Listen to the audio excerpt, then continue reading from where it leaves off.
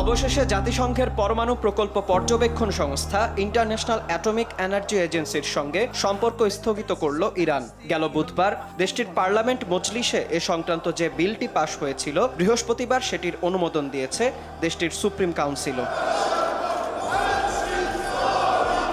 গেল 13 জুন ইরানের পারমাণবিক কর্মসূচিকে হুমকির দোহাই দিয়ে রাজধানী তেহরান সহ বিভিন্ন শহরে বিমান হামলা চালায় ইসরায়েল। এরপর হামলা চালায় মার্কিন যুক্তরাষ্ট্র।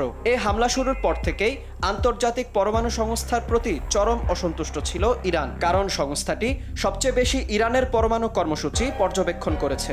অথচ ইসরায়েলের অভিযোগের বিপক্ষে ইরানের কর্মসূচি নিয়ে স্পষ্ট কোনো মন্তব্য কিংবা হামলার কোনো কার্যকর প্রতিবাদ জানায়নি তারা।